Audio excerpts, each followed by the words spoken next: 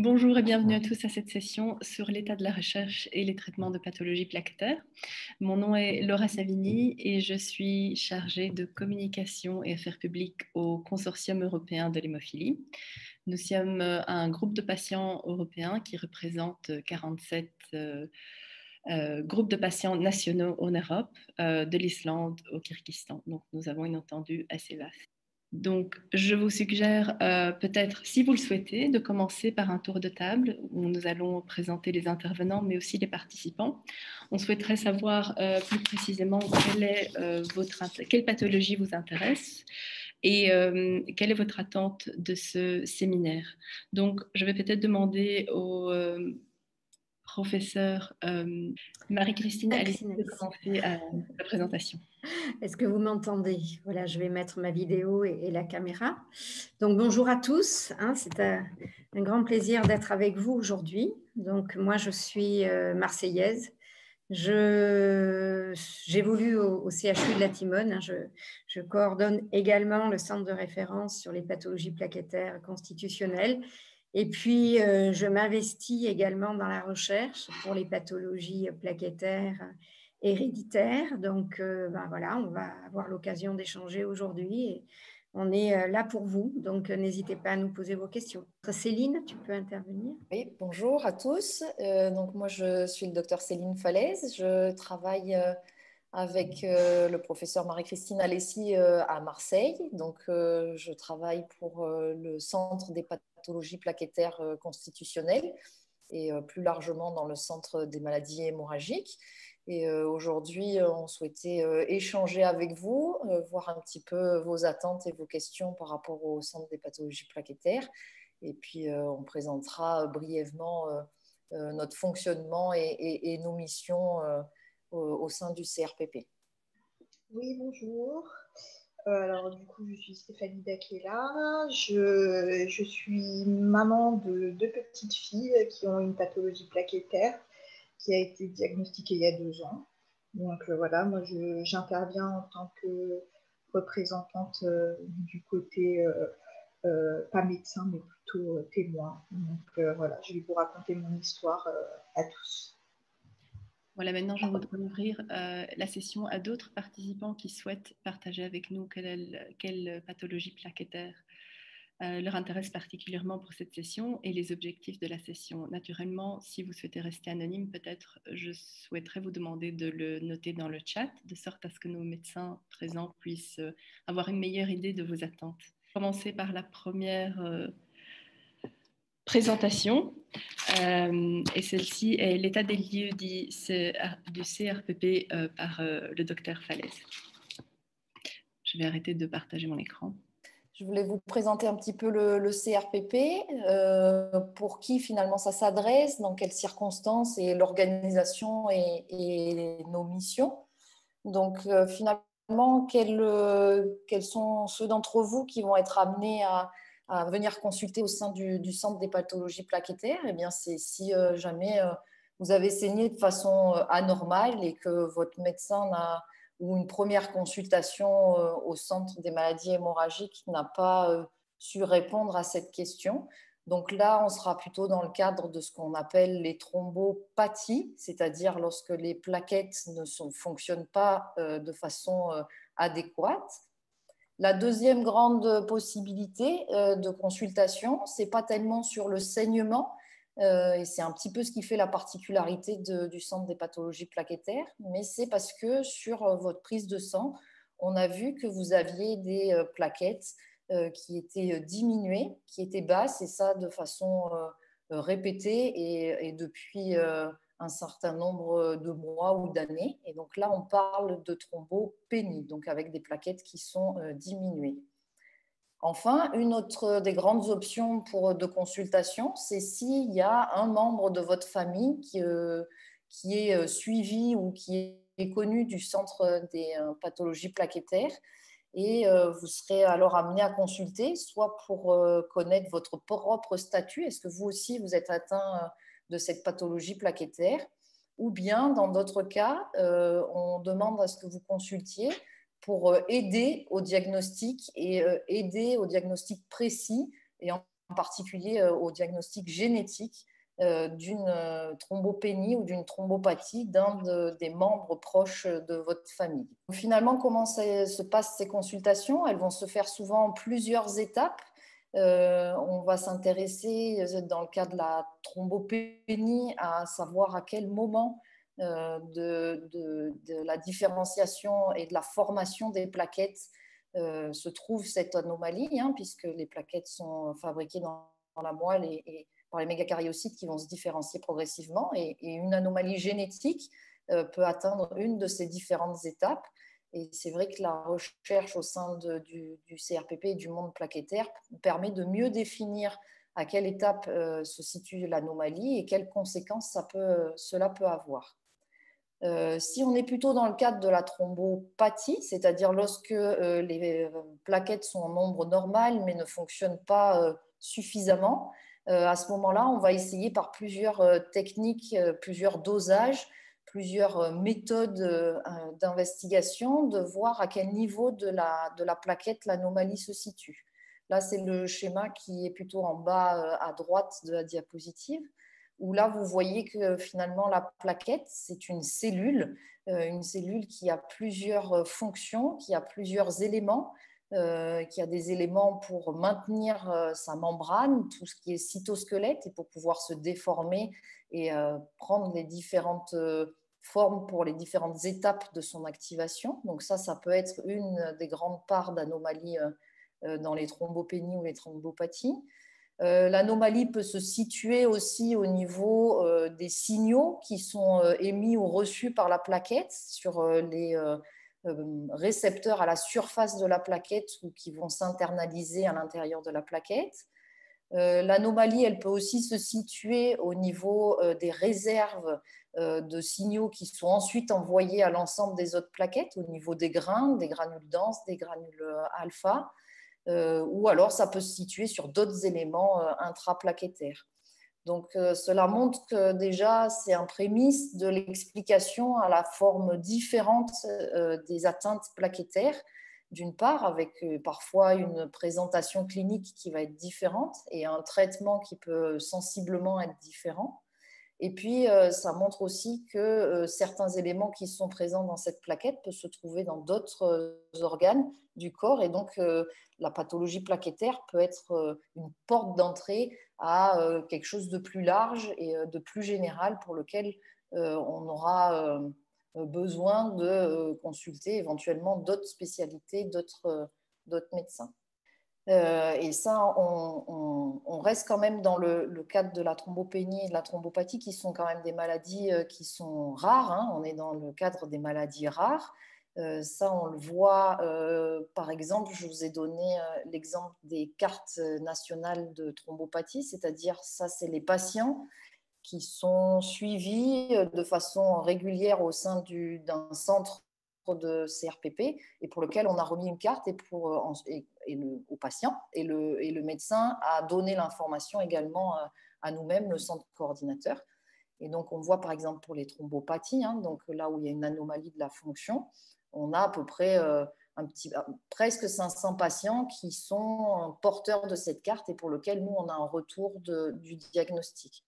Donc, par ce chiffre, hein, au niveau national, tout de suite, on met bien le doigt sur le fait qu'on est dans la maladie rare, pour lequel consulter dans un centre d'experts et regrouper nos données, nos informations, nos ressentis est extrêmement important. La diapositive, là aussi, c'était pour le camembert, c'était pour vous donner une petite idée aussi des différentes pathologies, des différentes entités dans les thrombopathies. Et on voit qu'il n'y en a pas qu'une, mais qu'il y en a plusieurs. Et que ces maladies plaquettaires, finalement, peuvent être assez hétérogènes, assez différentes et variables. Et que l'atteinte, les manifestations cliniques, est-ce qu'on saigne un peu, beaucoup, moins, sont variables et sont différentes suivant la cause de la thrombopathie. Donc, c'est pour ces raisons-là qu'il est important de faire le diagnostic de la thrombopathie, de prendre le temps de le faire, que cet aboutissement de diagnostic se fait souvent par étapes et doit être répété.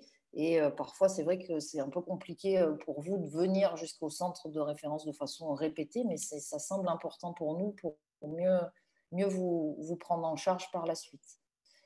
La dernière chose sur ce camembert, c'est que ça montre aussi que, vous voyez, il y a une zone qui s'appelle non déterminée, hein, qui est quand même pratiquement un petit quart du camembert, pour lequel finalement on sait qu'il y a une histoire clinique, ce que nous rapporte le patient, on voit bien qu'il y a une maladie, hein, qu'il y a une pathologie plaquettaire, mais à l'heure actuelle, on n'est pas capable de mettre exactement un terme très précis, une anomalie génétique identifiée sur cette thrombopathie. Et ça, c'est tout aussi l'enjeu de la recherche dans les pathologies plaquettaires, c'est d'essayer, voilà, de mieux comprendre, de mieux identifier ces pathologies qui sont rares et un peu exceptionnelles, mais pour lesquelles on peut découvrir et mieux définir au fil du temps et au fil des recherches et de l'expérience qu'on acquiert et qu'on partage pour mieux identifier et mieux traiter. Donc, pour cette organisation de consultation et d'expérience, d'échange et de recherche, on est organisé au sein d'une filière, la filière des maladies hémorragiques, qui s'appelle donc la filière MEMO, donc, que vous connaissez probablement, hein, et qui regroupe donc 3 grands secteurs, si je puis dire, donc l'hémophilie, la maladie de Willebrand et donc nous, la branche des pathologies plaquettaires. Le CRPP, donc les pathologies plaquettaires, sont coordonnées à Marseille, et donc c'est le professeur Alessi qui en est responsable. Vous, en tant que patient, vous pourrez consulter dans chacun des centres de ressources et de compétences qui sont répartis sur le territoire français. Et ensuite, parmi ces centres, certains centres ont développé une expertise, ont développé un lien particulier avec une unité de recherche ou ont développé une certaine spécificité dans le cadre des pathologies plaquettaires. Et donc ça, ces 3 grands centres qui sont donc appelés centres constitutifs sont le centre à Paris, à Bordeaux et à Toulouse. Les sources d'informations que vous pouvez recueillir, puisque finalement ça c'est important pour essayer de comprendre votre parcours de soins, pour essayer de comprendre comment peuvent être traités et suivis de votre pathologie plaquettaire. Donc, elle va être bien sûr au cours de la consultation dans les centres spécifiques qu'on vient d'évoquer, mais aussi sur différents sites, donc le site de la FH que vous connaissez bien sûr, le site de la filière MEMO, et il y a également notre site plus spécifique des pathologies plaquettaires. Les sources d'information, elles sont pour vous, pour comprendre, pour adhérer au suivi, au traitement et avoir toutes les cartes en main pour gérer votre maladie, mais c'est aussi quelles sources d'information, quel élément je peux avoir pour bien échanger avec les autres professionnels de santé qui, comme on l'a dit précédemment, seront probablement peu au courant de votre maladie plaquettaire, puisqu'on est dans le cadre des maladies rares. Donc là, on essaye de donner des outils. Donc, c'est tout d'abord la carte d'urgence des pathologies plaquettaires qu'on vous remet et qui nous sert également, nous, de notre côté, à mieux identifier et mieux suivre le profil des patients au sein du territoire français. Il y a également qui sont téléchargeables sur le site du CRPP les livrets de pathologie plaquettaire. Donc, on n'a pas encore réalisé un livret par pathologie. On alimente ce site de façon régulière. On a à peu près une petite dizaine de pathologies plaquettaires à l'heure actuelle qui sont disponibles sur le site. Et là, par exemple, je vous ai mis l'exemple du syndrome MYH9. Et puis après, les échanges d'informations, elles sont aussi entre professionnels de santé, avec votre médecin traitant, avec d'autres médecins qui peuvent intervenir dans votre parcours de soins. Et pour ça, on a un outil commun avec ces professionnels ce qu'on appelle les protocoles nationaux de diagnostic et de soins. Et on a mis à jour en 2019 le PNDS pour la thrombasténie de Glanzmann. Et à l'heure actuelle, on est en train de le mettre à jour pour la thrombopénie MYH9. On a commencé par ces deux grandes entités puisqu'elles représentent la plus large partie, la plus grande proportionnalité des patients. La thrombasténie de Glanzmann pour les thrombopathies, pour les gens qui vont présenter un syndrome hémorragique marqué, et le syndrome MYH9 pour lequel le syndrome hémorragique est parfois moins marqué, mais par contre où il y a plutôt où c'est la thrombopénie, le taux de plaquettes qui est prépondérant. Donc, si on se met de façon plus globale, quelles sont finalement les missions du CRPP? Donc là, on a vu au niveau du diagnostic, notre objectif, c'est vraiment de réduire l'errance et l'impasse diagnostique. Et c'est un point sur lequel Marie-Christine Alessi travaille tout particulièrement et qui va se développer dans les mois et les années à venir. Avec aussi pour le diagnostic l'aide au niveau génétique, avec un parcours qui est mieux identifié et des expertises aussi bien techniques, parce que étudier les gènes plaquettaires, c'est un travail minutieux et pas si simple. Donc ça, ce projet-là, ça s'appelle France Génomique. Donc ça, c'est plutôt pour la partie diagnostic. Après, on a la partie communication. Donc, j'en ai un peu parlé là en présentant les différents outils de communication disponibles. On continue à développer ça, et en particulier, on va essayer de développer un e-learning qui sera destiné probablement aux professionnels de santé d'une part ou aux patients d'autre part, pour essayer d'acquérir des compétences par rapport à votre maladie. Après, sur les bonnes pratiques, c'est bien sûr participer au réseau MEMO, au réseau de la filière, et puis c'est aussi essayer de développer et d'écrire ce qu'on appelle les PNDS, les protocoles de diagnostic et de soins. Nos missions, c'est de poursuivre le partenariat étroit avec l'association, et aujourd'hui, je pense que c'en est un bon exemple où on puisse échanger et mieux comprendre vos attentes, vos questionnements, pour essayer d'adapter nos réponses et nos prises en charge. Par rapport à l'autonomie, il y a aussi également un programme d'éducation thérapeutique qui est en train de se mettre en place dans plusieurs centres spécifiques, des projets qui sont spécifiques pour les pathologies plaquettaires, pour les patients atteints de maladies hémorragiques, avec des spécificités qui ne sont pas forcément retrouvées dans les autres maladies comme l'hémophilie ou la maladie de Willebrand, où on veut développer plutôt ça au niveau plaquettes, et en particulier pour la maladie de Glanzmann.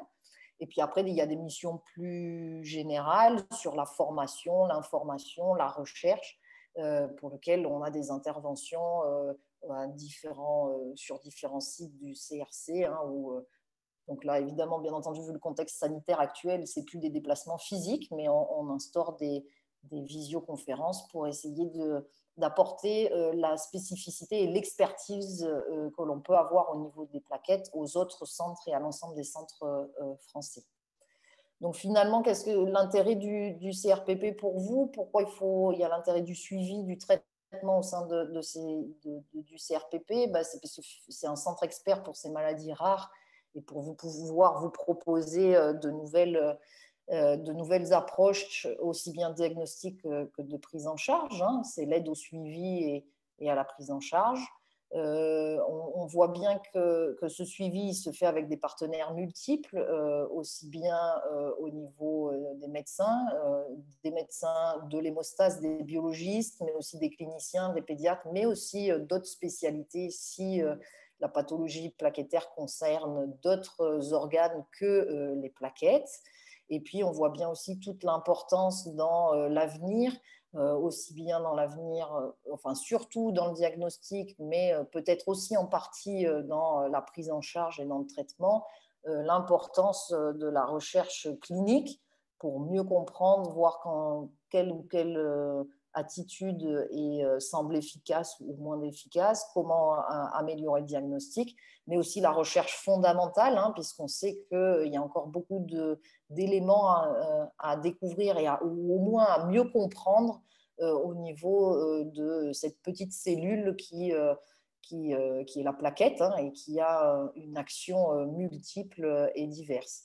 Et donc là, ça montre bien l'importance de la recherche clinique et fondamentale. Et là, je vais plutôt laisser parler Marie-Christine Alessi sur cette partie-là. Merci pour votre intervention. Y a-t-il des questions spécifiques pour la présentation du docteur Falaise? J'en ai vu une, mais je pense qu'elle serait peut-être mieux. Ce serait mieux si on la gardait pour après la présentation du professeur Alessi. Il y a peut-être des questions vraiment plus spécifiques, hein, sur certaines pathologies. Donc, je pense... moi, je vois quelques questions là sur une question qui ne touche pas en fait la pathologie plaquettaire héréditaire, hein, mais qui a trait au PTI, au purpurate thrombotique immunologique ou idiopathique. Donc, c'est quelqu'un qui voulait savoir si on pouvait agir sur les plaquettes. Alors là, ça dépasse, hein, le cadre de notre problématique, puisque nous, on est beaucoup plus sur les pathologies constitutionnelles. Mais effectivement, il y a des immunomodulateurs qui peuvent être utilisés pour faire en sorte que les plaquettes ne soient pas attaquées, et ces traitements partent de traitements à base de corticothérapie pour aller sur des traitements plus spécifiques au niveau de l'immunomodulation.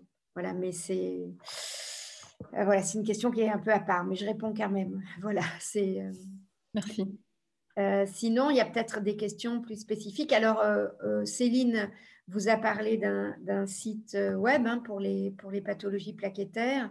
Le site, c'est maladie-plaquettes.org. Si vous voulez vous consulter les documents qui sont sur ce site, vous trouverez également quelques présentations quelques présentations, je veux dire quelques vidéos, hein, de cours sur les plaquettes, et ça peut peut-être vous aider. Puis vous avez accès également au livret. Il y a peut-être d'autres questions plus spécifiques. Voilà, donc concernant les PNDS, Céline vous a dit qu'on est en cours de finalisation du PNDS sur le syndrome MYH9. Donc là, c'est un PMDS qui est un peu complexe, parce que cette pathologie est une pathologie syndromique, donc il y a des atteintes d'organes, et on essaie justement de collaborer avec d'autres spécialistes pour arriver à mettre en œuvre ce PNDS et à ce qu'il soit relativement complet. Donc, ce sera quelque chose d'important, je pense, pour les patients atteints de ce syndrome. Stéphanie a une question. Stéphanie, oui. Ouvrir en fait, c'est plus ma sœur qui a une question, mais oui, allez-y. C'est très pertinent. Oui, bonjour, excusez-moi. En fait, je voulais savoir, vous avez parlé de livrets de pathologie. Oui. Que vous aviez fait certains livrets de pathologie. En fait, je voulais savoir s'ils sont essentiellement sur les pathologies les plus courantes, dans ces pathologies rares. Ou alors s'il y en a une qui est prévue pour au hasard, le jeune Ronixin, en fait. Alors, Ronixin y est. Il y est, hein. D'accord. Il y est, voilà, tout à fait. Alors, ce sont des livrets qui sont... on va essayer de les rendre un peu plus ludiques avec des schémas un peu plus... Enfin, pour l'instant, ce sont des livrets où il y a pas mal de textes, hein, mais assez simple, c'est assez court. Et en fait, ça reprend la description de la pathologie, le diagnostic, le mode de transmission. Voilà, le mode de transmission et les questions qui sont posées par ces pathologies-là, parce que voilà, il y a des interrogations, hein, on ne résout pas tout. Même quand on identifie un gène, on ne résout pas tout. Et donc, je ne l'ai pas. Pardon ? ça ne se présente pas de la même façon. C'est-à-dire? Alors, vous avez l'adresse du site là. Oui, et non, donc on vous télécharge. On télécharge voilà, sur le site. voilà, oui. c'est ça. Vous êtes, voilà, il faut que vous le téléchargiez. Est-ce que c'est sous forme, enfin, c'est comme celui-là là, qu'on m'avait donné? Non, c'est un... Vas-y, Céline, excuse-moi. C'est pas encore tout à fait très convivial, hein. Donc en fait, si vous l'imprimez sur votre imprimante en format A4 classique, vous allez avoir 2-3 pages, pas plus. Mais voilà, on a pour objectif de faire ça comme un vrai livret, avec plus d'images, d'illustration, voilà, d'illustrations et de la couleur, etc. Pour l'instant, non, c'est très, très abrupt, mais c'était pour voilà, commencer un petit support qui a amené à se développer après. Non, mais c'est déjà très bien parce que déjà pour trouver des fois des renseignements sur les pathologies qui nous concernent, c'est vrai que comme c'est des pathologies très rares, on a tendance à rien trouver si on n'est pas dans le milieu médical, si on n'a pas les codes d'accès qui peuvent nous faire lire comment dire. J'imagine que c'est des livrets qui sont accessibles, à nous. Voilà, c'est ça. C'est à destination du patient et à destination du médecin traitant. D'accord. Normalement, ça ne reprend pas des termes trop compliqués. Hein. Voilà. Et ça n'ira pas non plus très très loin dans l'explication de la maladie. Hein. Et c'est vraiment, c'est pour situer un petit peu dans quel cadre on est et les grandes lignes du suivi et de la prise en charge. Ok, super, merci. Merci. Voilà. Y a-t-il d'autres questions pour le docteur Falaise? Sinon, je suggère de passer à la prochaine présentation du professeur Marie-Christine Alissi, qui est sur la recherche fondamentale dans les pathologies plaquettaires. Oui, voilà, on y est.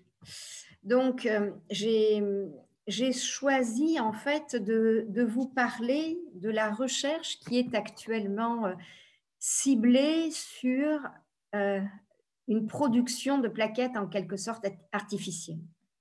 Vous savez que pour traiter les pathologies plaquettaires, on a un recours, je dirais, pas essentiellement parce qu'on a d'autres petits moyens, hein, mais on a recours en particulier dans un contexte de saignement, dans un contexte préventif, avant une intervention chirurgicale, par exemple, d'avoir recours aux concentrés plaquettaires. Et les concentrés plaquettaires, ça pose bien sûr quelques questions. D'abord, l'approvisionnement. Ensuite, il y a quelques petites complications associées aux concentrés plaquettaires et puis des complications parfois un peu plus complexes, hein, notamment lorsqu'on s'immunise contre les plaquettes. Et ça rend parfois le traitement difficile parce que lorsqu'on est immunisé contre les plaquettes, alors c'est contre un constituant bien sûr particulier des plaquettes, eh bien ça complique le traitement parce que dans un certain nombre de cas, les plaquettes vont être éliminées plus rapidement et donc ces concentrés vont être moins efficaces.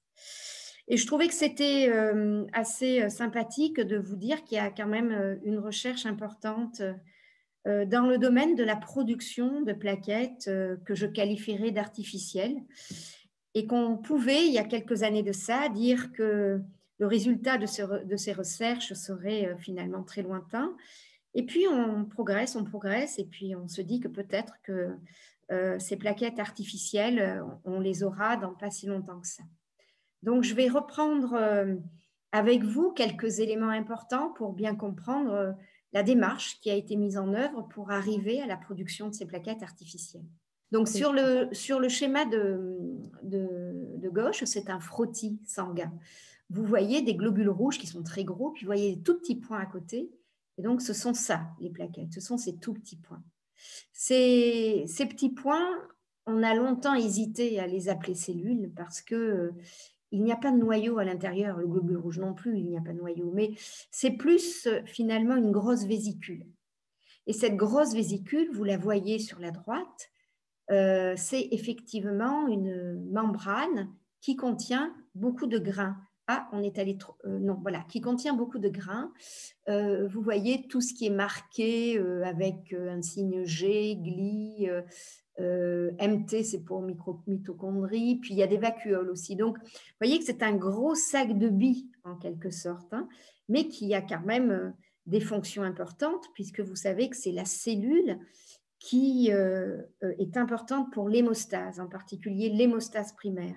C'est-à-dire quand on se coupe, par exemple, c'est la cellule qui va très rapidement agir pour arrêter le saignement. Donc, c'est une cellule qui, sur le plan fonctionnel, a des fonctions vraiment stratégiques. Alors, je voudrais passer à la suivante, mais je n'y arrive pas. Voilà. Alors, pour bien comprendre ce que je vais vous dire par la suite, il faut comprendre comment se forme la plaquette. Vous avez ici un schéma qui est très simple, qui vous montre sur la gauche que pour arriver à former des plaquettes, on part d'une cellule souche hématopoïétique. C'est une cellule souche qui est présente dans la moelle, qui a déjà une certaine spécificité, mais qui peut donner des globules rouges, des leucocytes, et en particulier qui peut donner une très grosse cellule que vous voyez ici, qu'on appelle mégakaryocyte. Et cette grosse cellule, c'est en quelque sorte la maman des plaquettes. C'est-à-dire qu'elle va, à un moment donné, lorsqu'elle est très mature, qu'elle est très grosse, qu'elle a acquis cette spécificité plaquettaire, se rapprocher de vaisseaux et mettre dans le vaisseau que vous voyez ici représenté en rouge, hein, c'est facile de l'imaginer, c'est une cellule qui va émettre des longs prolongements. Alors, il y a beaucoup de phénomènes physiques qui se mettent en œuvre pour arriver à faire que la plaquette commence à se produire, bourgeonne. Donc, il y a ce qu'on appelle la pré-plaquette, les pro-plaquettes, puis ensuite les plaquettes. Et les plaquettes, vous les voyez à droite de ce premier schéma. Ce sont ces petits ronds avec des petites billes à l'intérieur. Donc, il faut bien comprendre que c'est un processus assez particulier, la production des plaquettes. C'est un processus qui met en œuvre des phénomènes hémodynamiques, des phénomènes physiques, et c'est la seule cellule, je dirais, dans l'organisme hein, qui a cette spécificité où on voit cette traversée du vaisseau pour émettre ces petites cellules. Et sur la droite, vous avez cette fameuse cellule maman, cette cellule mère qu'on appelle le mégakaryocyte. Et vous pouvez imaginer que au centre, vous voyez le noyau de la cellule. Hein, c'est un noyau qui a beaucoup, beaucoup de DNA. Et puis tout autour, c'est le cytoplasme. Et bien, les plaquettes vont correspondre à ce cytoplasme, en fait. Bon, donc ça, c'était pour un peu planter le décor de la formation des plaquettes. Voilà. Donc, bien sûr, lorsqu'on a une pathologie plaquettaire, le traitement de substitution, c'est le traitement classique, c'est normal, on n'a pas suffisamment de plaquettes, on va administrer des concentrés plaquettaires. Mais c'est quand même compliqué parce que le don de plaquettes, ce n'est pas aussi simple qu'un don de sang. Les plaquettes, ce sont des petites vésicules qui sont assez fragiles, qui font maintenir à température ambiante sous agitation douce. Bon, il y a tout un processus hein, d'inactivation virale hein, aussi pour ces concentrés plaquettaires. En règle générale, on peut les conserver 5 à 7 jours, mais vous comprenez bien qu'il faut un approvisionnement constant. Nous sommes tous différents et donc nous avons ces plaquettes, elles ont une surface et cette surface diffère d'un individu à l'autre. Et donc, si on veut éviter les problèmes d'immunisation, c'est-à-dire de rejeter hein, en fait les plaquettes qu'on nous administre, eh bien, il faut sélectionner ces plaquettes. Donc, il faut avoir des donneurs particuliers. Donc, c'est très compliqué. Et puis, il y a quelques complications, des complications allergiques, des réactions fébriles. Et puis, ce fameux phénomène d'allo-immunisation qui correspond à l'allo-immunisation, ça veut dire qu'on produit des anticorps contre la plaquette qu'on nous a injectée. Voilà. Alors, bien entendu, depuis longtemps, on s'est dit ce serait absolument génial si on pouvait avoir une production de plaquettes in vitro ou ex vivo, plus précisément. Il y a vraiment eu des avancées fondamentales qui ont été mises en œuvre à partir d'une cellule, et je vais vous expliquer un petit peu en quoi ça consiste, des cellules souches pluripotentes induites. Donc ça, il faut retenir le terme IPS, c'est le terme consacrés actuellement. Et là, ça ouvre un champ très, très vaste d'utilisation avec des applications cliniques, pas uniquement dans le domaine de la plaquette, parce que là, on parle aujourd'hui de la plaquette, mais sachez que ces cellules souches pluripotentes induites peuvent être utilisées pour toutes les cellules. Vous imaginez les conséquences que cela peut avoir, par exemple, pour les pathologies neurologiques, par exemple. Là, il y a une recherche très active dans ce domaine-là. Puis pour d'autres pathologies. Voilà. Donc, le défi, c'est de se dire, on va arriver à produire suffisamment de plaquettes à partir de ces cellules souches. Alors, je vais un petit peu vous dire à quoi correspondent ces cellules. Alors, comme je vous le disais, là, vous avez retrouvé le schéma initial.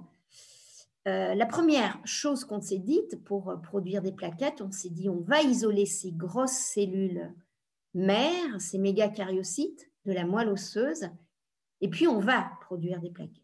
Le souci, c'est qu'il n'y a pas beaucoup de mégacaryocytes dans la moelle, c'est une source faible et c'est une source qui n'est pas fiable. Pour bien planter le décor, pour un patient, si on a besoin de lui administrer des plaquettes, on a besoin de 200 à 300 milliards de plaquettes pour un patient. Voilà. Alors, on s'est dit, si on ne peut pas prendre des mégacaryocytes, eh bien, on va prendre, vous voyez, la toute petite cellule initiale qui est à gauche de cette diapositive, cellule souche hématopoïétique. Et il s'avère qu'on peut obtenir beaucoup de cellules souches hématopoïétiques à partir du cordon. Du cordon, qu'est-ce que ça veut dire? Du cordon ombilical. Dans le cordon ombilical, on a beaucoup de cellules souches hématopoïétiques.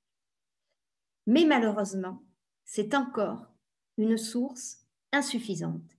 Il faut beaucoup amplifier cette cellule, cette toute petite cellule souche hématopoïétique, pour arriver à obtenir beaucoup de plaquettes.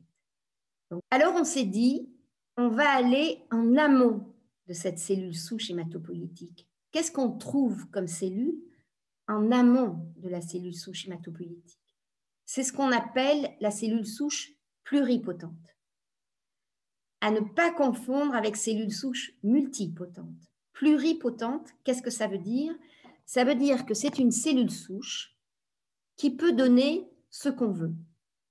Et vous comprenez bien que une source importante de cellules souches pluripotentes, c'est l'embryon.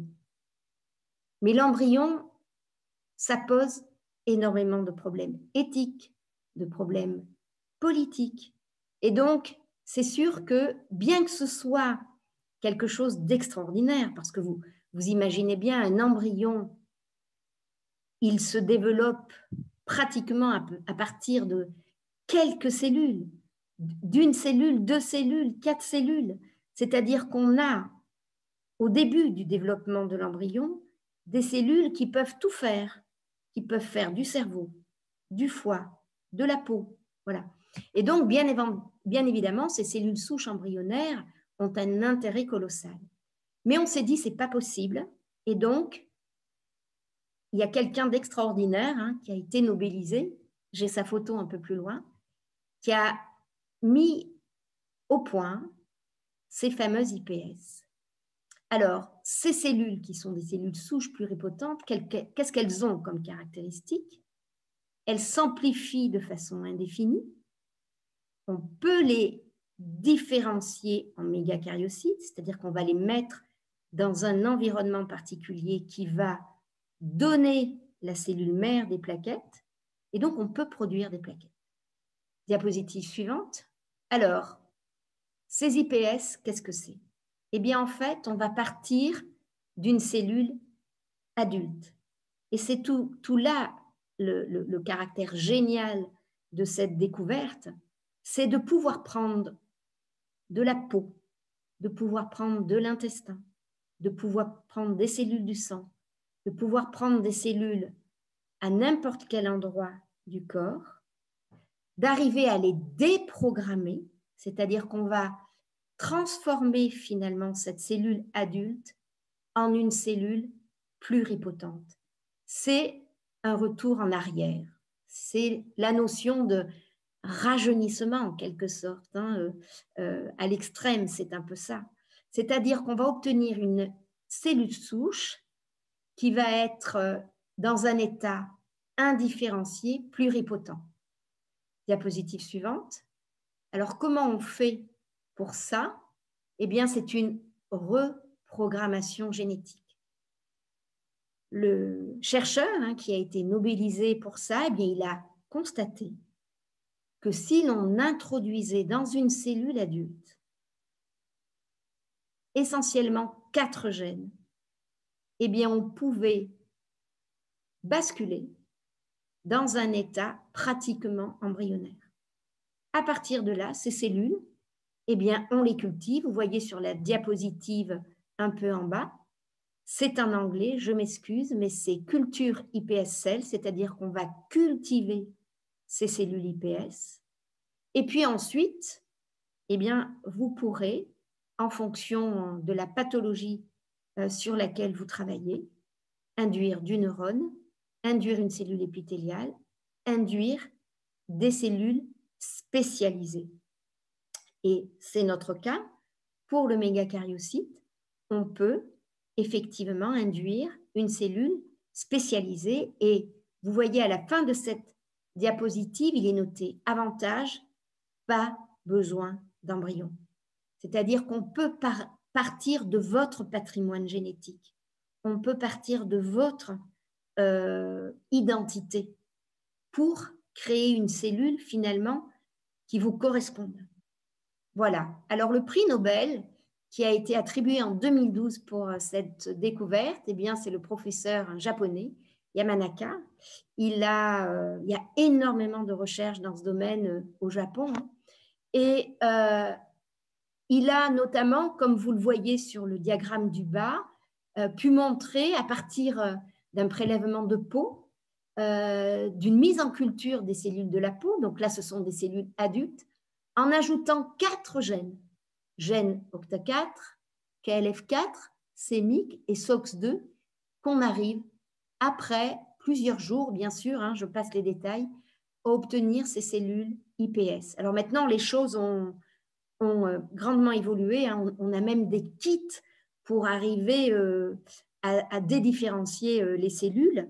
Donc nous, au laboratoire, on commence à peine à produire des iPS, donc on est fortement aidé pour ça par une équipe qui travaille beaucoup en cardiologie et qui travaille justement sur la différenciation des cellules cardiaques. Et on essaie d'obtenir ces cellules parce que pour nous, ça serait une source très importante de cellules, même de patients, mais de cellules, si vous voulez, qui se cultivent indéfiniment. Donc, on n'aurait plus besoin, je dirais ça entre guillemets, mais finalement de prélever du sang chez les patients pour étudier des phénotypes, parce qu'on pourrait avoir une source permanente finalement de cellules. Et ensuite, vous voyez, ces cellules, si vous regardez la flèche du bas, eh bien, on peut les différencier comme on veut.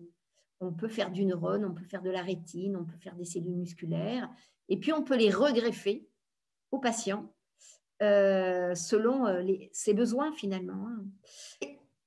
C'est vraiment... alors bien sûr, il y a des éléments à prendre en compte, et ce n'est pas aussi simple, mais c'est en général de se dire qu'on pourrait éviter les complications des concentrés. On peut même imaginer faire une banque d'IPS qui serait maintenue en continu pour fournir des cellules autologues à partir de donneurs. Et il faut savoir, par exemple, qu'au Japon, si on prend je dirais, un caractère de la plaquette, par exemple, ce qu'on appelle le HLA, c'est porté à la surface de la plaquette, mais nous sommes tous différents et donc nous avons tous des HLA différents. Eh bien, au Japon, ils se sont dit qu'ils pourraient finalement simplement, avec 100 IPS différentes, bien sûr déterminées à l'avance, c'est-à-dire 100 IPS différentes avec des HLA différents, on pourrait couvrir 80% de la population japonaise. Et je me suis baladée sur pas un logiciel, un site qui est un site où on répertorie donc les essais cliniques en cours. Il faut savoir qu'il y a un essai clinique qui est terminé, qui vient des États-Unis et qui avait pour objectif exactement celui-là, c'est-à-dire de faire une banque d'IPS et de couvrir la population des États-Unis avec une classe de cellules pour couvrir la population, parce que on est certes différents, mais quand même il y a de grands groupes et une IPS peut couvrir plusieurs individus, hein, c'est sûr. Voilà. Et puis l'intérêt aussi, c'est qu'il est possible de manipuler les IPS pour les rendre encore plus compatibles. Par exemple, on peut dériver des plaquettes qui n'expriment pas du tout de HLA. Alors, on s'est beaucoup posé de questions pour ça, parce qu'on s'est dit, si la plaquette n'exprime plus du tout de HLA, elle va être très rapidement éliminée. Et il y a des essais qui ont été faits chez la souris et qui montrent que non, que ce n'est pas le cas, et qu'on pourrait peut-être se dire, si on veut éviter l'immunisation, si on veut pouvoir vraiment traiter avec des plaquettes universelles, hein, à se dire on a des plaquettes qui n'expriment pas le HLA et puis on peut vraiment les administrer à tout le monde et puis il n'y aura plus de risque d'immunisation. Donc c'est un outil qui est assez exceptionnel. Voilà. Donc là, je vous ai parlé d'une première étape, c'est-à-dire on obtient les IPS. Mais une fois qu'on a les IPS, il faut les différencier, les mettre dans un environnement qui leur permette d'arriver au stade du mégakaryocyte et qui leur permettent de produire des plaquettes. Donc, sur ce schéma, vous voyez que quand on a les diapositives suivantes, parce que là, normalement, il y a un petit… non, bon, c'est pas grave. Alors, diapositive d'avant, s'il vous plaît. Voilà. Donc, sur ce schéma, vous voyez qu'une fois qu'on aura l'IPS, vous pouvez considérer que c'est la première cellule, hein, ce qui est marqué HSC. Ça peut être l'IPS. Mais vous voyez que le chemin est encore long, parce que quand on a cette IPS, il faut amener cette IPS au stade de mégakaryocyte. C'est-à-dire qu'il faut la transformer en mégakaryocyte, en cellule mère. Il faut que ce mégakaryocyte produise des plaquettes. Et ça, ce n'est pas simple. Je dirais, à la limite, j'ai envie de dire, l'étape IPS, ça y est, c'est fait, on l'a et on sait comment faire. Et on sait comment faire sans vraiment de risque majeur. Mais ça, c'est une étape qui est quand même complexe. Et alors, comment faire pour arriver à faire en sorte qu'on dirige cette IPS vers le mégakaryocyte? Diapositive suivante. Alors là, c'est un tableau qui va correspondre pour vous à du chinois, mais vous voyez, il y a le terme origine, c'est-à-dire qu'on part de l'IPS et on peut introduire dans cette IPS plusieurs gènes. Ce sont des symboles qui ne vous disent pas trop grand-chose. Hein. Vous voyez, il y a MYC, BMI, BCL, XL, vous voyez. Eh bien, quand on introduit ces gènes dans cette IPS, on transforme l'IPS en mégakaryocyte. Alors, il n'y a pas que ça, bien sûr. Il faut un environnement spécifique. Hein, ça, c'est l'environnement, on le connaît un petit peu, pas très bien, mais donc il y a tout un ensemble de cocktails pour faire en sorte que cette IPS donne un mégakaryocyte. Diapositive suivante. Voilà, donc en gros, vous avez le schéma et le chemin à parcourir sur cette diapositive. Vous avez donc un IPS au départ, une cellule IPS. Vous avez mis les gènes d'intérêt pour arriver au mégakaryocyte. Vous avez du mégakaryocyte, mais à partir de là, il faut que vous en ayez une bonne quantité pour produire du mégakaryocyte mature et pour produire des plaquettes. Et là, on introduit la notion de bioréacteur. C'est-à-dire qu'on va se mettre dans une dimension importante, extrême, avec beaucoup de cellules pour arriver à produire le nombre de plaquettes que l'on souhaite. Voilà. Et bien sûr, il faut produire ces cellules selon ce qu'on indique BPF, c'est-à-dire les bonnes pratiques de fabrication. Et ça, c'est pas simple. Vous imaginez, oui, cette diapo, je l'ai mise simplement pour vous dire, vous imaginez ce qu'il faut qu'on fasse. C'est-à-dire, il va falloir qu'on reproduise finalement le micro-environnement médulaire, il va falloir qu'on reproduise les conditions hémodynamiques, les conditions physiques qui permettent de produire ces plaquettes. C'est un tableau que j'aurais pu peut-être éviter, qui risque de vous paraître complexe, mais il y a déjà beaucoup de données dans le domaine. Cette notion de bioréacteur, eh bien, elle commence vraiment à être développée, c'est-à-dire qu'on peut mettre les cellules en question au niveau de polymères organiques. Hein, si vous regardez la colonne, simplement regardez la colonne plateforme, eh bien, on peut mettre ces cellules sur des polymères organiques. On a même mis ces cellules sur des microtubes de soie, hein, produits par des vers à soie. On a mis également ces cellules sur des membranes de nanofibres. Si vous regardez la colonne suivante, composés extracellulaires, on a essayé de reproduire la moelle osseuse en mettant de la fibronectine, du matrigel, etc. Donc, plein de choses pour essayer d'augmenter la production de plaquettes. Et la colonne qui est importante dans ce tableau, c'est la colonne, l'avant-dernière colonne, qui est notée plaquettes par mégacariocyte. Parce que l'important, c'est d'arriver à faire qu'un mégacariocyte produise beaucoup de plaquettes. Et vous voyez tout en bas qu'on arrive actuellement à produire à peu près 100 plaquettes par mégacariocyte. Or, un mégacariocyte actuellement dans la moelle produit entre 1000 et 2000 plaquettes. Donc, on a encore du chemin à parcourir, mais je peux vous assurer que ce chemin va être parcouru. J'en suis persuadée. Diapositive suivante. Alors ça, c'est un modèle de bioréacteur. C'est simplement pour vous dire que voilà, ce sont finalement des petits carrés, vous voyez, avec tout un ensemble de circuits à l'intérieur où on fait passer les mégacariocytes. Donc, on a reproduit un certain environnement dans ces petites niches, si vous voulez.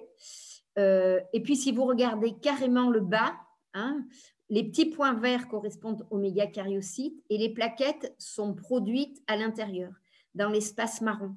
Et donc, on arrive comme ça à collecter des plaquettes. Voilà, c'est un petit schéma un petit peu compliqué, mais on essaie de reproduire la moelle osseuse et la production de plaquettes. Alors, ce qui est rigolo aussi, et je voulais vous le dire parce que c'est quelque chose qui pourrait avoir du sens, voilà. On sait, dans l'organisme, on sait que des mégacariocytes qui viennent de la moelle arrivent à se localiser dans le poumon. Donc ici, vous avez une représentation de la circulation sanguine. Au centre, c'est le cœur, et si vous regardez tout en haut, c'est le poumon. Il est noté poumon. On n'a représenté que le réseau vasculaire. Hein. Eh bien, quand on regarde le poumon, il y a des mégacariocytes qui arrivent au poumon, et à la sortie du poumon, c'est enrichi en plaquettes. Et donc, il y a certains groupes de recherche qui se disent, on va essayer de reproduire finalement un poumon artificiel. On va mettre les mégacariocytes en amont, les mégacariocytes artificiels, et on va essayer de voir si on n'arrive pas à enrichir finalement en plaquettes et à produire un nombre de plaquettes suffisant. Alors ça, vous savez, avec les processus actuels, je dirais tout ce qui est vraiment développement de biomécanique, de physique, j'ai déjà vu des poumons artificiels et la vascularisation de poumons pratiquement reproduite. Hein. Donc, je me dis pourquoi pas. Pourquoi pas imaginer qu'on reproduise un type de bioréacteur qui correspondrait à un système comme un poumon artificiel. Diapositive suivante. Voilà, donc en conclusion, je voulais vous dire qu'il y a quand même des progrès importants qui ont été faits ces dernières années dans le contexte de la production, je dirais, artificielle de plaquettes, qu'il faut encore amplifier la production, hein, qu'on n'est pas dans un contexte encore, bien sûr, d'application clinique, mais préclinique sans doute. Hein. Chez la souris, il y a déjà des modèles qui essaient de voir si ça peut fonctionner. Il faut bien sûr juger de la qualité fonctionnelle des plaquettes qui sont formées Et bon, dans certains procédés, il semble que la qualité soit un peu moins bonne que dans d'autres. Donc ça, c'est voilà. Il faut que tout ça entre dans des bonnes pratiques de fabrication, qu'on arrive à préserver, conserver ces plaquettes. Mais si on en croit ceux qui y croient vraiment et qui travaillent dans le domaine, alors il y a de grosses équipes au Japon, aux États-Unis. Nous, en France, c'est pas si évident que ça, mais il y a quand même des équipes de recherche qui s'intéressent à améliorer, à avoir des systèmes qui améliorent la production de plaquettes parce que c'est utile, bien sûr, en clinique, mais c'est également utile en recherche d'avoir des systèmes très standardisés qui permettent de voir quelles sont les molécules qui amplifient la production de plaquettes. À visée thérapeutique, par exemple, c'est quelque chose d'important. Et j'ai envie de dire que d'ici quelques années, il y aura peut-être des essais cliniques avec ces cellules. Voilà. Donc, j'ai fini. C'était un petit clin d'œil à une recherche clinique, à une recherche de haut vol qui pourrait vraiment avoir des conséquences importantes. Merci, professeur Alessi. Une question qu'on a reçue, c'est quel est le temps, combien de temps prend ce processus, donc à partir de l'extraction de cellule adulte jusqu'au... Alors déjà, les IPS, ça prend du temps. Alors, je pense que ça prend plusieurs semaines et ensuite, dans des bioréacteurs, c'est très, très long. Donc ça, pour l'instant, c'est difficile de répondre à cette question. D'abord parce que moi, personnellement, je ne suis pas du tout dans le domaine, donc je ne suis pas allée regarder de très, très, très près pour voir le temps. Mais oui, ça prend du temps actuellement, c'est très, très long. Mais ça va se raccourcir. D'accord. Ça va se raccourcir. Stéphanie, je vous laisse poser vos questions. Oui, alors j'ai une question. Ça, c'est au niveau quantitatif, on est d'accord. Mais Oui. après, au niveau qualitatif, est-ce qu'il y aurait des avancées ou pour l'instant, c'est un peu bloqué Alors, bon, c'est vrai qu'au niveau qualitatif, non, je pense pas que ce soit bloqué, mais il faut qu'il y ait des équipes qui travaillent dessus, en fait.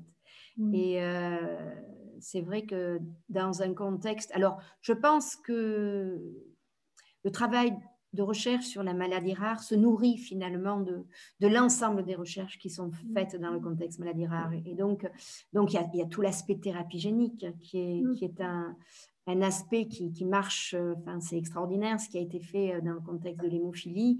Il est bien évident qu'on n'est pas dans un contexte de protéines pour la plaquette, on est dans un contexte cellulaire.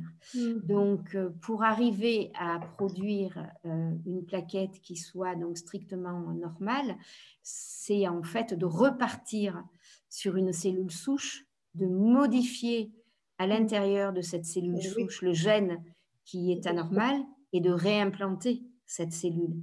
Si les techniques se simplifient, et si en plus on part d'une cellule IPS qui est votre propre cellule, on peut très bien imaginer qu'on ait une cellule IPS, qu'on remplace la mutation malade par un gène en bonne forme, qu'on guérisse finalement ce variant, et puis on peut imaginer réimplanter cette cellule IPS pour, après l'avoir bien sûr fait, enfin après, c'est pas évident parce qu'il faut qu'on ait une source, si vous voulez, si on veut que ça dure.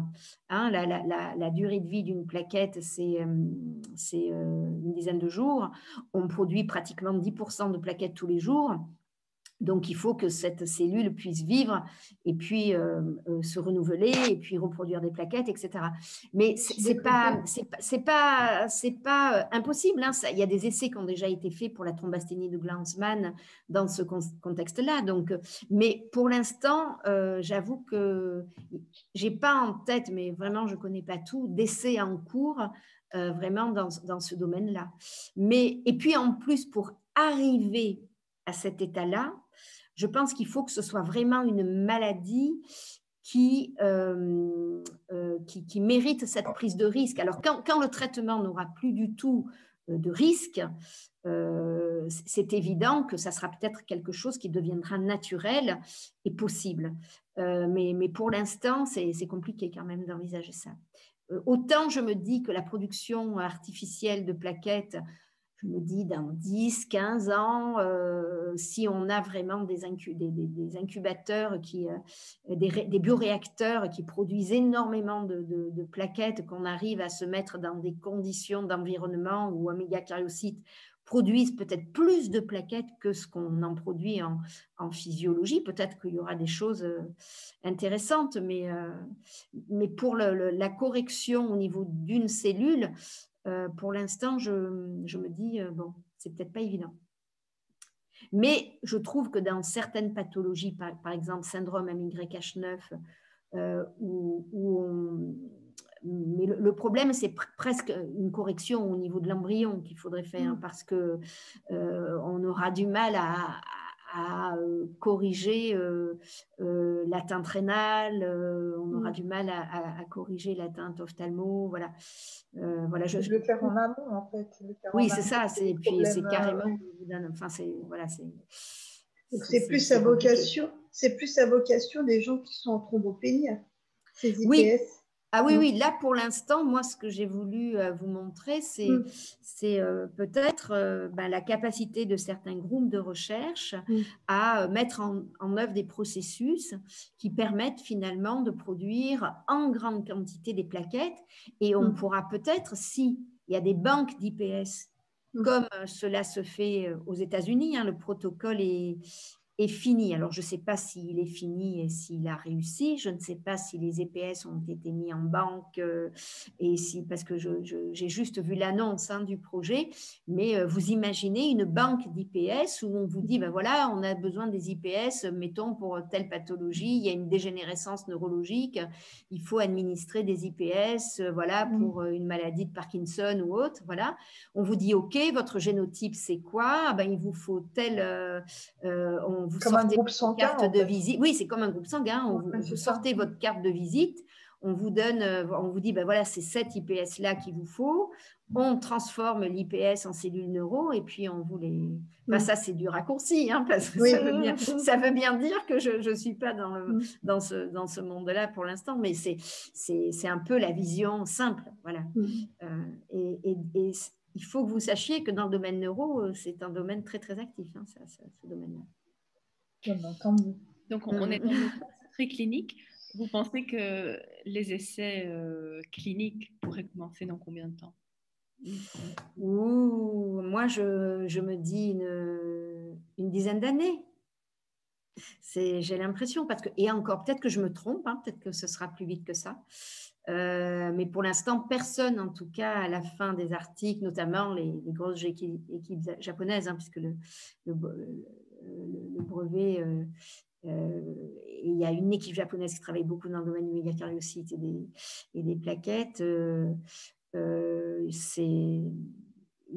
s'avancent pas là-dessus. Ils disent qu'ils le voient venir, mais ils s'avancent pas. Alors, je sais pas, je me dis 10 ans, le temps qu'on ait des super bioréacteurs, le temps qu'on trouve une molécule qui amplifie par 100 la production de plaquettes, et puis voilà. Je me dis pourquoi pas. Et pour ce qui est de thérapie génique, est-ce qu'il y a des avancées dans les... Ça, il y a eu des choses pour la thrombasthénie Glanzmann, mais pas... Ah, il y a peut-être des choses originales qui vont sortir un jour là-dessus, mais non, vraiment, pas pour l'instant dans ce domaine-là. D'accord. Je propose de donner la parole à Stéphanie dès qu'elle est là pour sa présentation, et puis on aura encore un moment de questions à la fin. Merci. Donc moi, je me représente. Donc, je suis Stéphanie Daquila. Je suis maman de 2 petites filles adorables qui ont une pathologie plaquettaire constitutionnelle. Donc, elles ont, comme on vient de l'entendre, une thrombopénie et une thrombopathie associée. Notre parcours a été un petit peu difficile au début parce que on n'arrivait pas à trouver exactement quel était le problème de ma grande, en fait. Parce qu'à la naissance, on s'est rendu compte par une simple prise de sang qu'elle avait un taux de plaquettes anormalement bas. Ils ne se sont pas inquiétés plus que ça, jusqu'à l'âge de ces 6 mois où ils se sont rendus compte qu'il y avait un véritable problème, puisque ces plaquettes baissé et baissé énormément, et dont un hématome qu'on avait vu sur ses côtes. Donc du coup, les gens qui travaillaient à Necker, donc pédiatres, hématologues, se sont penchés sur son cas et ont trouvé au début un virus. Ils ont pensé que c'était lié à ça, mais au final, c'était pas ça du tout. Grâce au travail de ma sœur, en fait, on a trouvé Monsieur Depasse, qui est son directeur. Chez Stago, en fait. Voilà, ma sœur travaille chez Stago. Du coup, on a demandé à son supérieur de trouver un hématologue. Donc, on a été dirigé vers le docteur Favier. On a vu un diapo où on pouvait voir son nom. Et du coup, en fait, il a trouvé assez rapidement, en l'espace de 1 mois et demi, il a trouvé le nom de la pathologie de ma fille. Donc, elle a eu un problème sur un gène, donc gène RUNX1, qui n'est pas normal, comme les gens comme lambda, on va dire comme ça.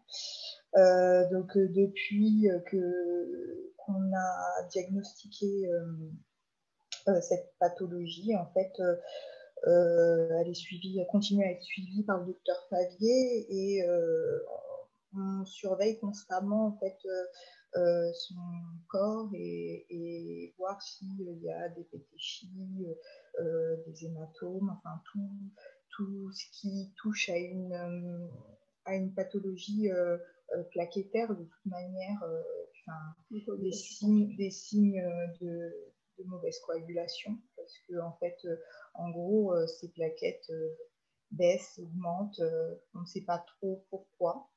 Donc, elle n'a pas de traitement médicamenteux quotidien, mais c'est une surveillance journalière, on va dire ça comme ça, constante, parce qu'elles ont donc 2 ans et 4 ans à l'heure actuelle, et donc ça fait 2 ans qu'on sait ce qu'elles ont. Et puis, donc, du coup, ces répétitions à l'hôpital, etc. Moi, je voulais faire passer un message aussi. Il faut surtout persévérer, parce que au début, quand ils nous ont dit, nous, on a apparemment, de ce que j'ai cru comprendre, parce qu'on a été voir une généticienne, moi et mon conjoint, on n'a pas du tout de problème de santé, mais on aurait eu une mutation, en fait, au niveau des organes reproducteurs, et on l'aurait transmis donc à nos enfants.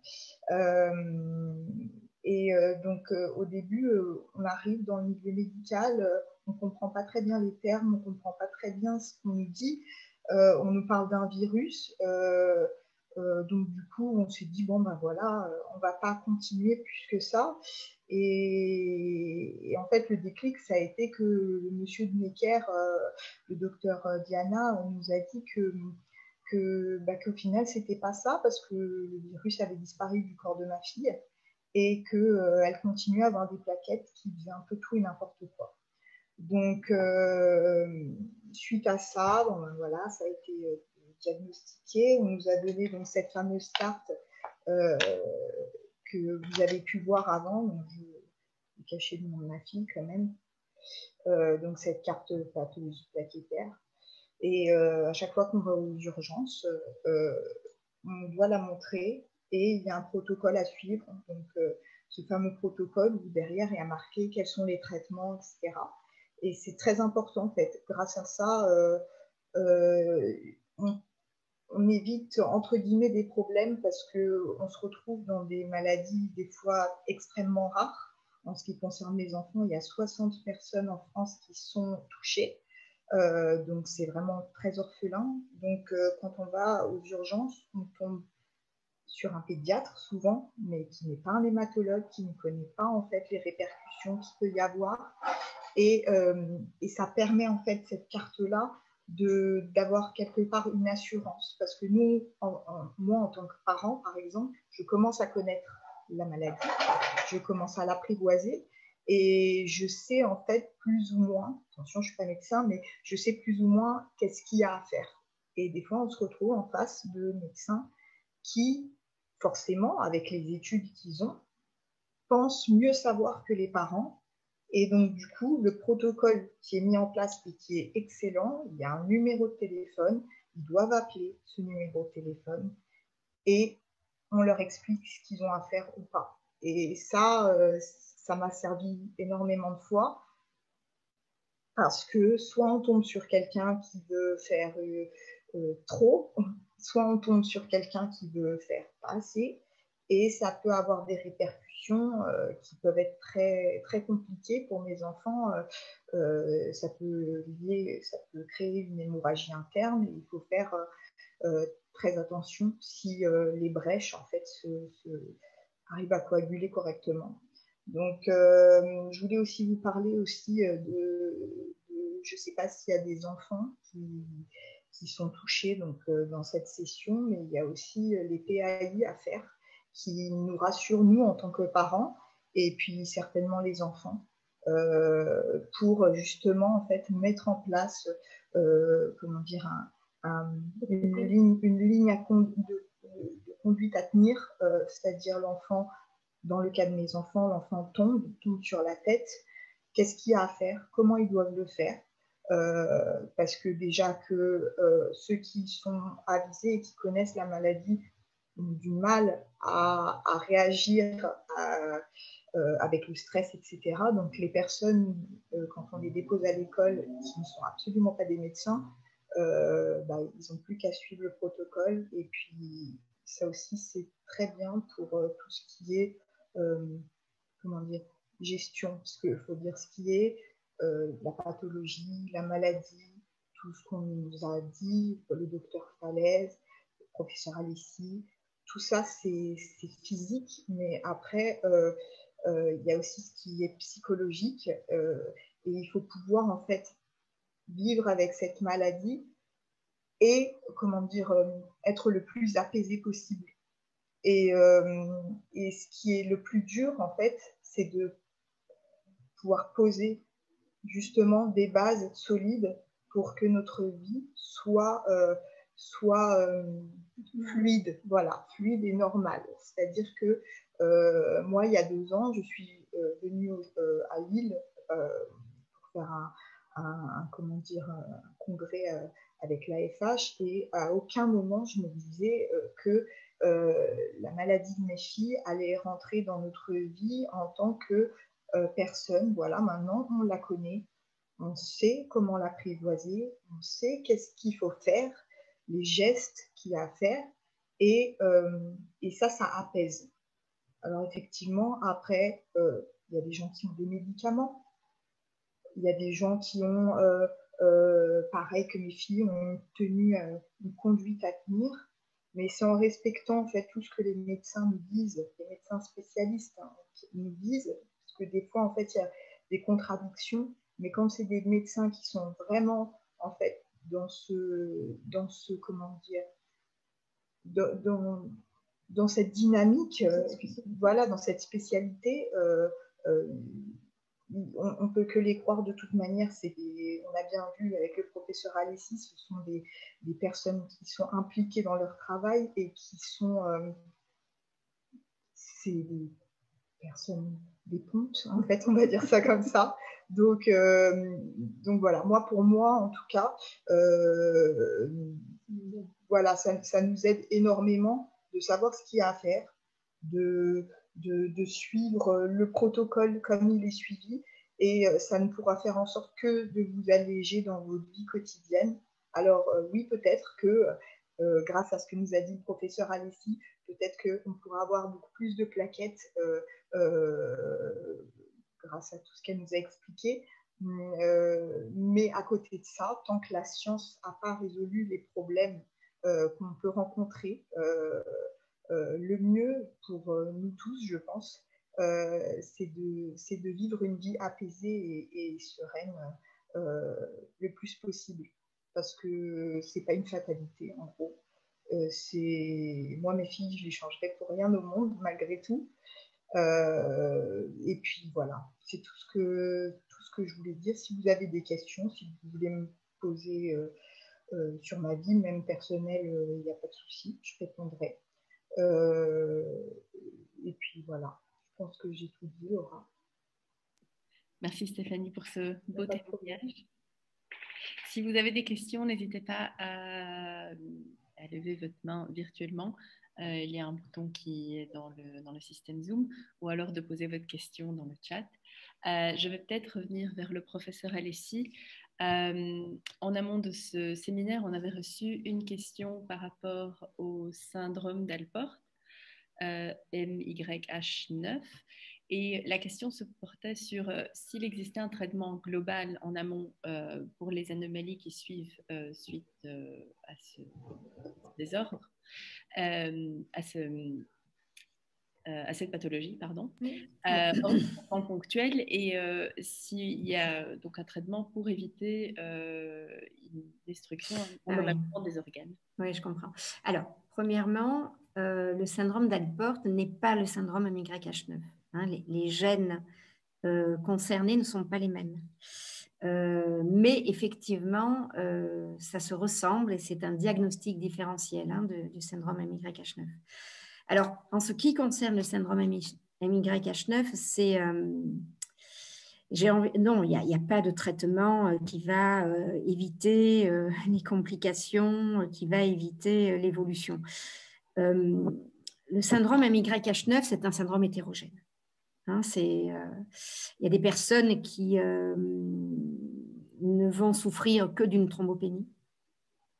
D'autres personnes qui vont effectivement développer une pathologie plus complexe avec une atteinte rénale, avec une atteinte ophtalmo, il y a parfois une petite atteinte hépatique. Voilà. J'ai envie de dire, et c'est là tout l'intérêt du système mis en place par le ministère, tout l'intérêt de ces centres de référence, parce que plus on diagnostique tôt l'anomalie, plus on identifie le gène impliqué et la variation, parce que dans le syndrome MYH9, il y a des mutations qui sont plus sévères que d'autres.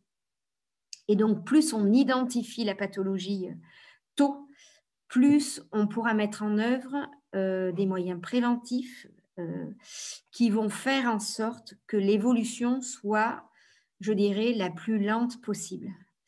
Ou bien des manœuvres qui vont permettre finalement d'éviter une détérioration irréversible.